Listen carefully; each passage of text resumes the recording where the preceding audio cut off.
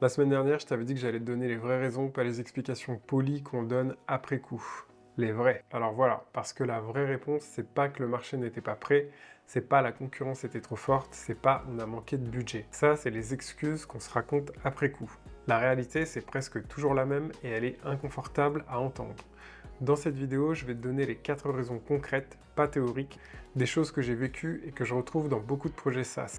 Je m'appelle Ousmane, je suis fondateur de Joli Web Studio. Depuis plus de 15 ans, je construis des SaaS et depuis 2 ans, j'accompagne des entrepreneurs à structurer leur idée et lancer leur MVP sans se perdre dans la technique. Si t'as pas vu la vidéo précédente, elle est en description. On y parle de qu'est-ce que c'est que vraiment un SaaS et surtout de quand ce modèle a du sens. Aujourd'hui, on va un cran plus loin. Prêt? On y va. La première raison, c'est probablement la plus coûteuse et la plus fréquente. C'est une trajectoire qu'on voit souvent. Quelqu'un a une idée, trouve ça utile et commence à construire sans s'arrêter pour valider. Trouver un développeur, choisir la stack technique, faire des maquettes, signer des devis. Parfois des mois de travail, beaucoup d'argent sur quelque chose que personne n'a demandé. Pas parce qu'ils sont naïfs, pas parce qu'ils sont incompétents, mais parce qu'ils ont sauté une étape fondamentale. Vérifier que le problème qu'ils veulent résoudre est suffisamment douloureux pour que des gens paient. Et il y a une différence énorme entre les gens trouvent ça intéressant et les gens sont prêts à sortir leur carte bleue. Cette différence, on ne peut pas la mesurer avec une simple enquête en ligne, pas avec des likes sur LinkedIn non plus. On peut seulement la mesurer en parlant à des vraies personnes, en leur posant les bonnes questions et en observant leurs réactions quand on leur parle de prix. La plupart des gens sautent cette étape parce qu'elle est inconfortable. Parler à des inconnus, c'est difficile. Se faire dire non merci, ça fait peur. Alors on préfère avancer, coder, construire en se disant qu'on verra au lancement. Je l'ai fait moi aussi et c'est parfaitement humain. Le problème c'est qu'au lancement il est déjà trop tard pour changer d'idée sans tout reconstruire.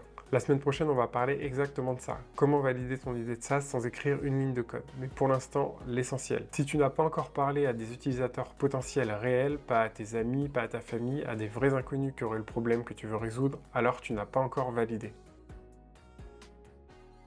La deuxième raison, je l'ai vécu personnellement plusieurs fois. Il y a quelques années, je travaillais sur un projet et j'ai passé beaucoup trop de temps à vouloir que le code soit parfait avant de montrer quoi que ce soit. Je refactorais, j'optimisais, je réécrivais des parties entières parce que ça ne me satisfaisait pas techniquement. Le problème, c'est qu'un code parfait que personne n'utilise, ça vaut zéro. À l'inverse, un code bancal sur un produit que des gens utilisent vraiment, c'est infiniment plus précieux. Ce réflexe de perfectionnisme technique, c'est vraiment un piège et particulièrement dangereux pour les profils développeurs parce qu'on sait exactement ce qui n'est pas propre. On le voit, ça nous dérange et on reporte le moment de montrer, parce qu'on veut d'abord finir. Mais un SaaS, ça se finit jamais. C'est pas un objet qu'on livre une fois, c'est un produit qui évolue en permanence. Alors si tu attends qu'il soit fini pour le montrer, tu attends pour toujours. Le bon état d'esprit, c'est l'inverse, sortir le plus tôt possible, avec le moins de fonctionnalités possible pour confronter le produit à de vrais utilisateurs, pas pour avoir de mauvaises notes. Pour apprendre. Plus vite tu montres, plus vite tu apprends. Plus vite tu apprends et moins tu gaspilles. C'est aussi simple que ça. La troisième raison, c'est une erreur que j'ai faite sur Primo CV. C'était mon premier SaaS, un outil de création de CV en ligne que j'ai lancé en 2007 et revendu en 2018 après 11 années d'exploitation. Un produit qui a bien fonctionné. Mais à un moment, j'ai voulu faire une troisième version. Refondre complètement l'interface, réécrire une grosse partie du code, ajouter plein de fonctionnalités en même temps. Et j'ai passé beaucoup trop de temps sur ça à vouloir sortir une version complète énorme en une seule fois. Que tout soit là dès le premier jour. Ça, c'est une erreur classique, elle vient d'une mauvaise représentation du lancement, le moment où tout est prêt. Mais un lancement, c'est pas une ligne d'arrivée, c'est un point de départ. Le jour où tu lances, tu n'as pas fini. Tu commences seulement à apprendre ce que les gens vont vraiment faire avec ton produit. Comment ils l'utilisent, ce qui les bloque, ce qu'ils adorent, ce qu'ils n'utilisent jamais. Ce que j'aurais dû faire sur Primo CV, c'est sortir les améliorations au fur et à mesure, une fonctionnalité à la fois, mesurer l'impact et ajuster.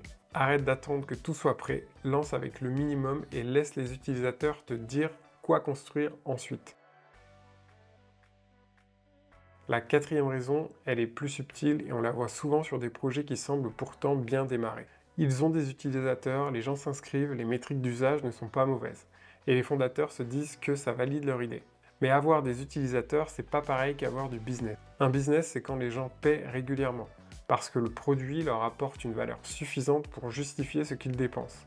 Tout le reste, c'est de l'attraction. C'est bien, mais c'est pas un modèle économique. Le piège du gratuit, c'est que c'est facile à remplir. Des gens s'inscrivent à des trucs gratuits tout le temps, mais ça veut pas dire qu'ils auraient payé pour autant. Alors ce que ça implique concrètement, ne pas trop tarder à tester la volonté de payer.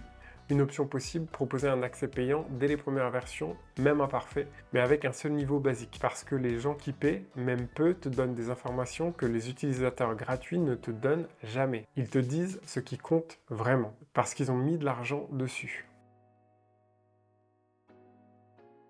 Voilà donc les 4 raisons: construire avant de valider, coder trop longtemps avant de montrer, traiter le lancement comme une ligne d'arrivée et confondre utilisateur et business. Aucune de ces raisons n'est une fatalité, elles se corrigent toutes.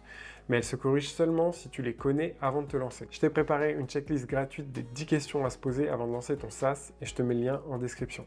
La semaine prochaine, on va parler de la première étape. Comment valider ton idée de SaaS sans écrire une seule ligne de code? Ce que tu dois tester, à qui tu dois parler et les signaux qui te disent si tu tiens quelque chose de solide. Si tu veux pas louper ça, abonne-toi. Et si une des 4 raisons te parle particulièrement, dis-le moi en commentaire, je lis tout. À la semaine prochaine, ciao!